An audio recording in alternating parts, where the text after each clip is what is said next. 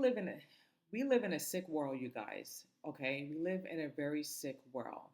I just find out that Kamani Latigue, and it seemed like it was breaking story that a 14-year-old, found dead at an abandoned house, and apparently the father had something to do with her death.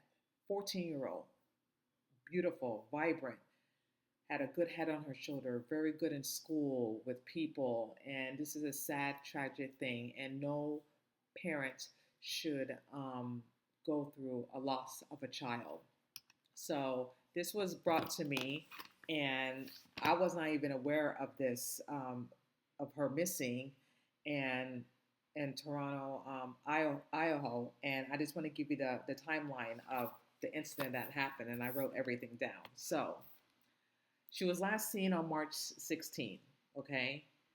Then apparently she was home alone because her grandmother Dorothy was working, and apparently she was hearing noise, or she didn't feel comfortable being alone in the house. So she called her dad, Darnell Jones, and she was telling, her father that she was not feeling comfortable being home by herself. She feels like someone is outside, was trying to get into the house.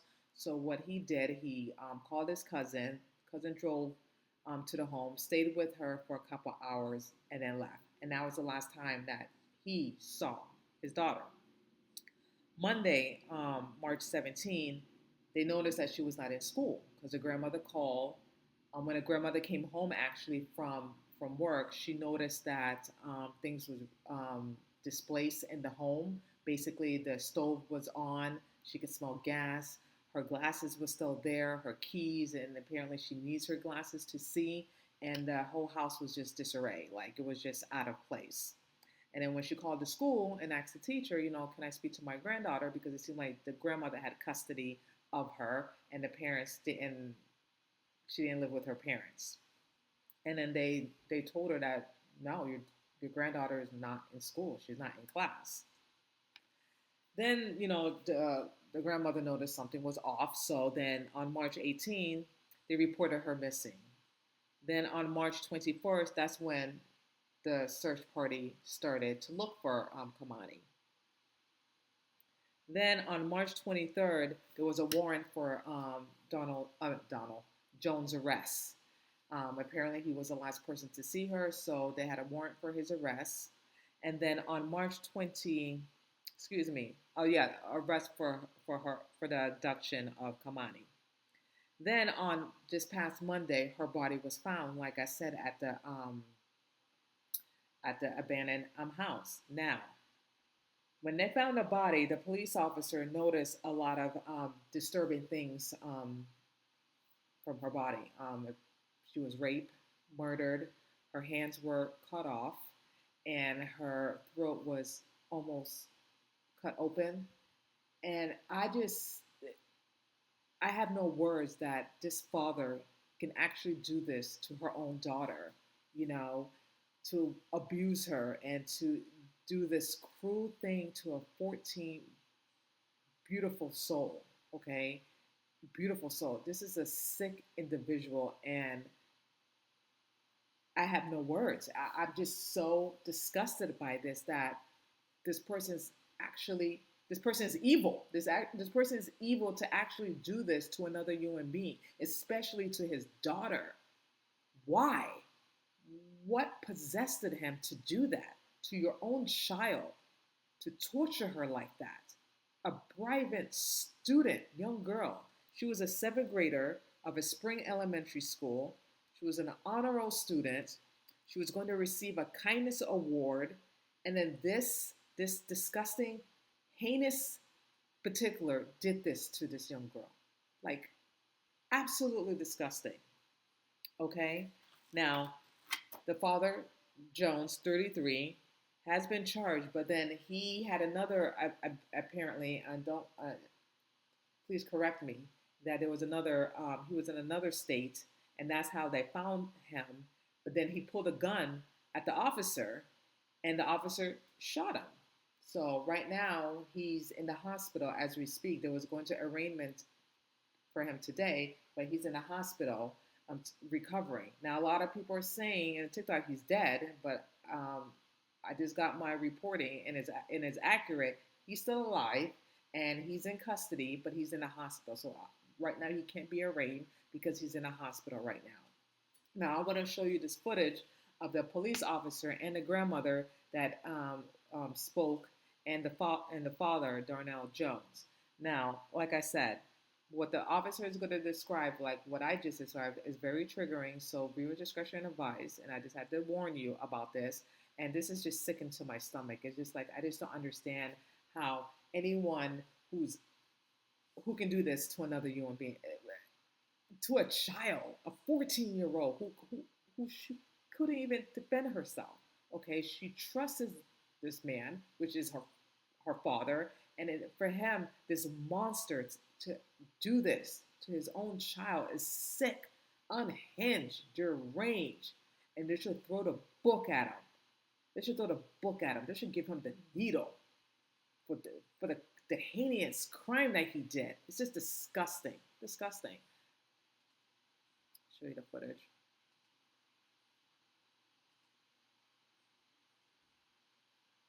Oops, bear with me. Okay. This is a 14-year-old that was murdered, raped, had her hands cut off, and her throat almost cut off.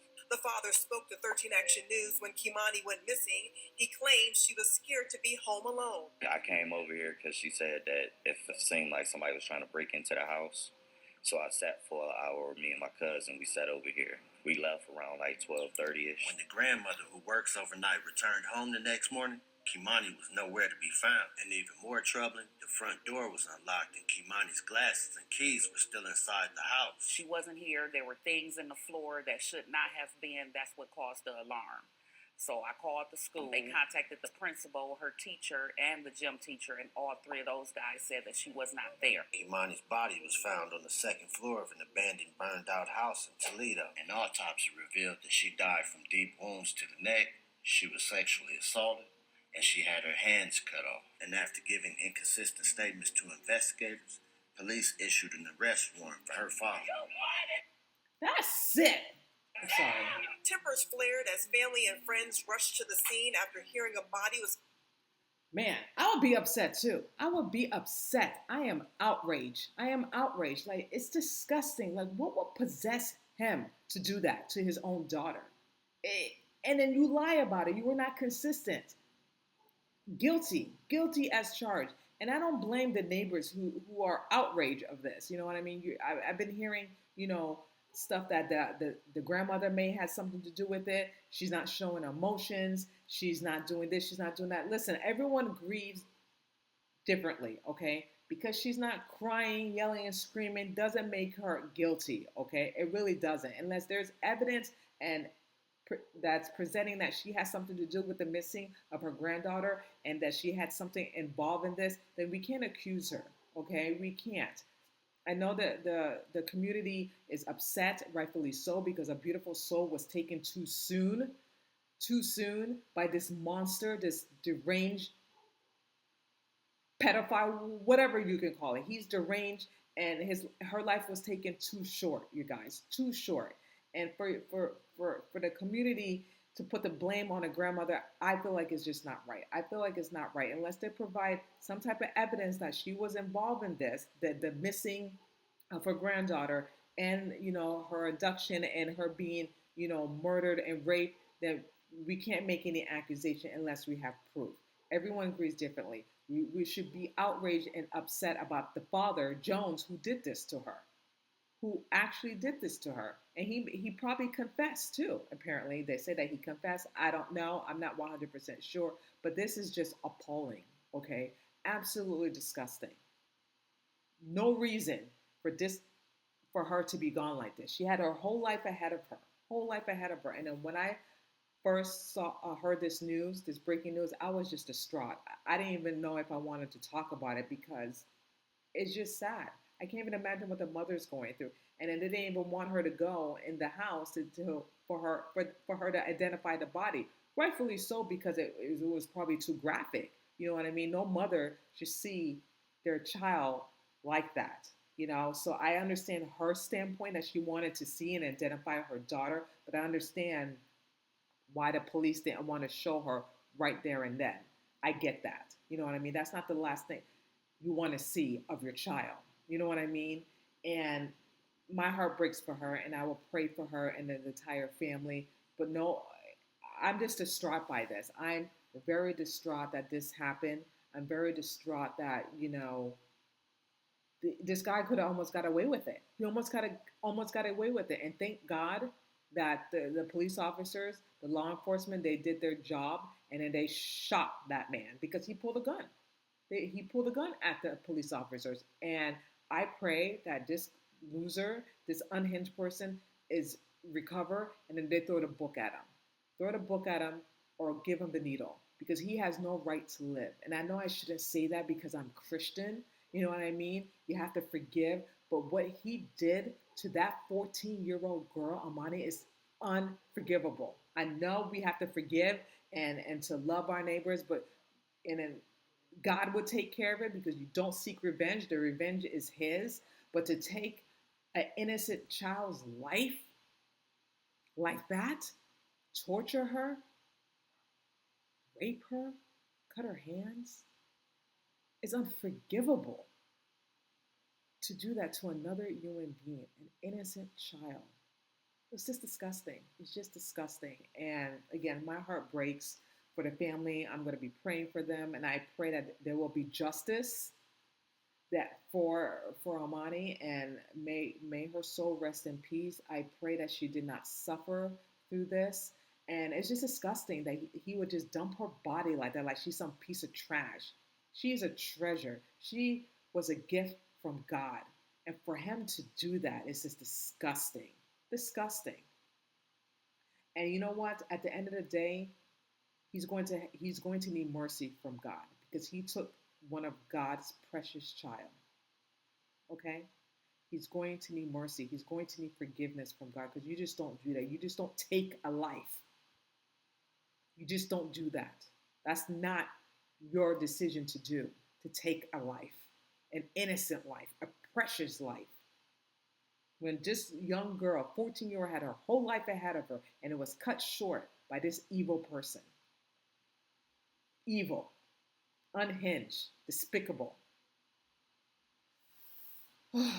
I just don't know. We really live in a sick world, and it's just terrible. It's terrible. It's terrifying, and it's just sad. It's just sad to watch and to see this is going on in the world, and I just hope and pray that it gets better.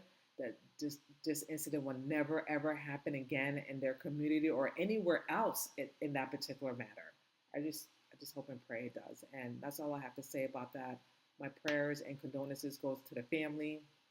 And yeah, stay strong. And we're going to continue praying. And we're going to continue getting justice for her because she deserved justice for the heinous thing that happened to her. And that's all I have to say. Thank you so much for watching. That's it. If you like this channel, please share, like, and subscribe. Let me know your comments and your thoughts. Have you heard about the story? I just recently heard about it today, and that's why I wanted to talk about it. It took a lot of me not to talk about it because it was just so sad, so sad.